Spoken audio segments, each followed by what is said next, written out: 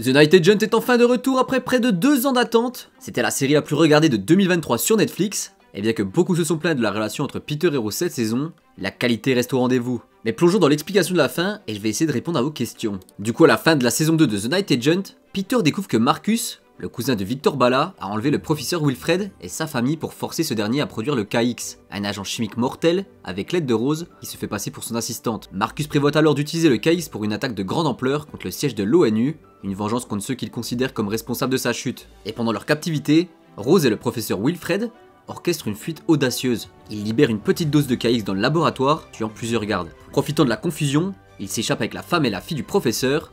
Peter lui arrive juste à temps pour les sauver et les mettre en sécurité. Cependant, Marcus conserve une quantité suffisante de KX pour mener à bien son attaque, et grâce à des indices, Peter et Rose réalisent que le siège de l'ONU est la cible principale, car Victor Bala en veut à cette institution pour avoir masqué l'implication des États-Unis dans le développement du KX. Et alors que Marcus prépare son attaque finale, Peter et Rose identifient sa cachette. Ils se confrontent à Marcus, qui utilise Sloane, la petite amie de Victor, comme bouclier humain. Et après un face-à-face tendu, Peter abat Marcus. Cependant, il découvre qu'un dernier canister de KX a été placé dans les conduits d'aération d'un hôtel. Rose suit un réparateur suspect et confirme le plan. Le KX se libère automatiquement à un certain seuil. Et dans une course contre la montre, Peter et Rose déclenchent un incendie contrôlé dans les conduits pour activer le système d'alarme incendie et barricader le bâtiment, empêchant ainsi la propagation du KX. Leur intervention sauve des centaines de vies, mais les actions de Peter auront des conséquences graves. Car oui, pour localiser Rose et arrêter l'attaque, Peter a dû faire un choix moralement discutable. Il a conclu un marché avec Jacob Monroe, un courtier d'informations influent. Et en échange de la localisation de Marcus et Rose, Peter a volé un fichier secret dans les archives de l'ONU. Ce fichier contient des preuves accablantes contre un des candidats à la présidence, ancien chef de la CIA, qui a autorisé l'utilisation du KX dans des massacres orchestrés. Peter, bien conscient que ce vol pourrait ruiner sa carrière et son intégrité, choisit d'agir pour sauver Rose et empêcher l'attentat. Cependant, ce fichier permet à Monroe de manipuler l'élection présidentielle en favorisant Hagan, le rival de l'ex-CIA. Hagan remporte alors l'élection après que le fichier ait discrédité son adversaire, et en sauvant Rose, Peter se rend compte qu'il est désormais sous l'emprise de Monroe, qui peut révéler son vol et son implication à tout moment.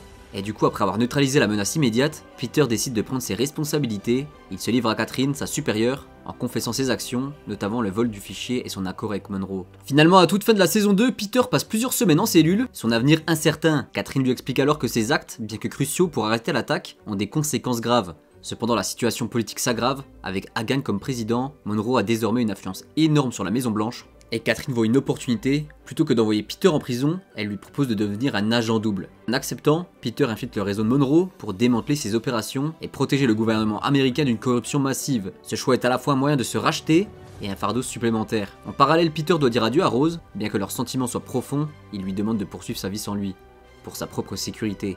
Et leur séparation est déchirante mais nécessaire. Rose, quant à elle, entame un processus de reconstruction, notamment en commençant une thérapie et en prenant un nouveau rôle dans sa vie professionnelle. D'autres arcs secondaires trouvent leur résolution, Noor et sa famille obtiennent l'asile aux États-Unis, un dénouement positif après leur épreuve, et Hagan, bien que maintenant président, est impliqué dans un jeu politique risqué orchestré par Monroe. Et la saison 2 se termine sur des enjeux complexes. Peter est désormais un agent double, il devra naviguer dans un réseau d'alliances dangereuses pour rétablir la justice.